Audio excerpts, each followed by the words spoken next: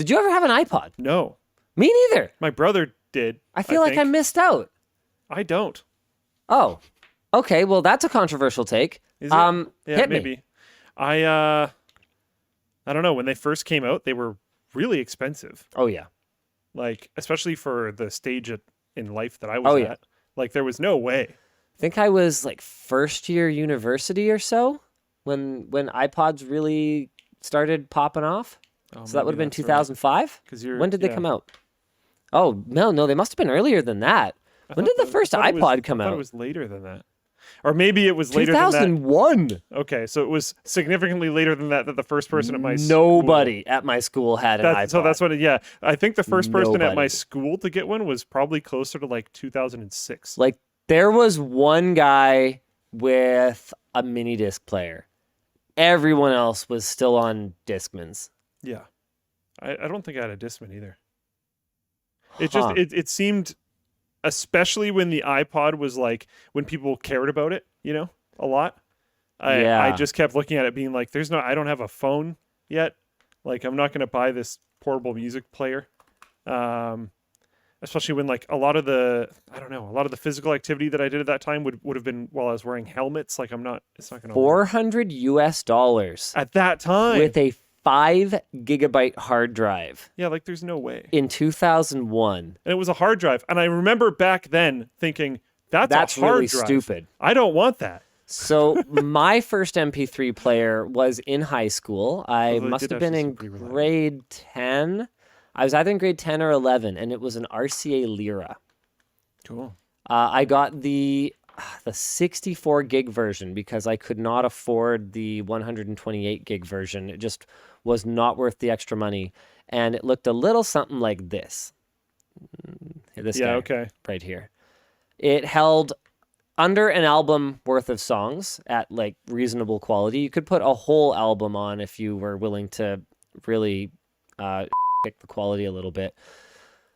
But that served my purposes once I was ready to retire my Discman, and I don't really have any regrets about that. I was and actually still am the kind of person that only really listens to a handful of songs at a time. So the way I handle it now is I just add things to my likes, the automatic playlist in YouTube Music. I'll like things, and then whenever I want to listen to music, I'll just start playing that playlist, and by the time it makes it through the stuff I've added recently that I am enjoying listening to right now, then I'll probably be done driving wherever it is I'm driving, or cleaning up whatever room it is I'm cleaning up, and I'm ready to move on. Like, I remember thinking at the time, how could I possibly have 1,000 songs that I need to have at my fingertips? And then now we've come so far from there. It's hundreds of thousands of songs at your fingertips. At some point in time, I had a Creative Zen.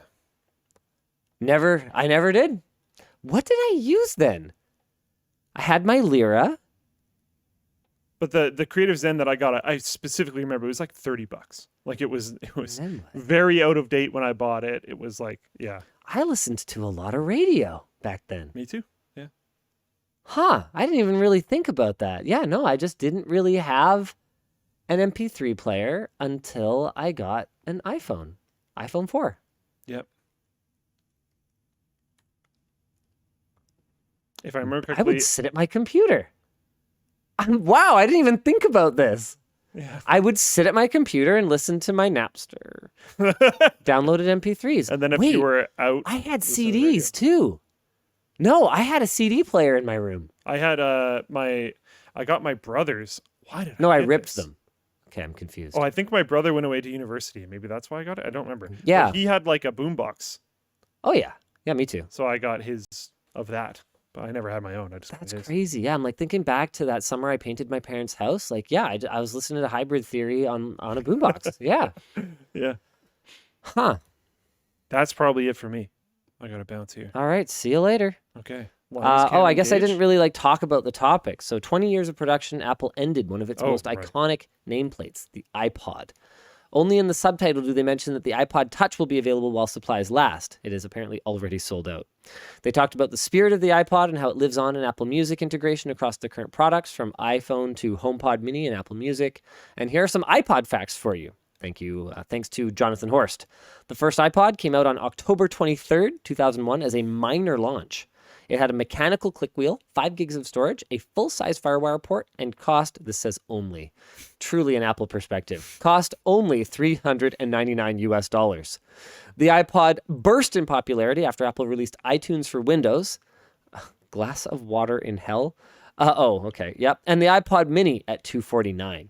Reaching a much wider audience. Yeah, that was the other issue, was the early non-hard drive based iPods just felt not sensible in terms of how much storage I could put on and how much storage they had for the price.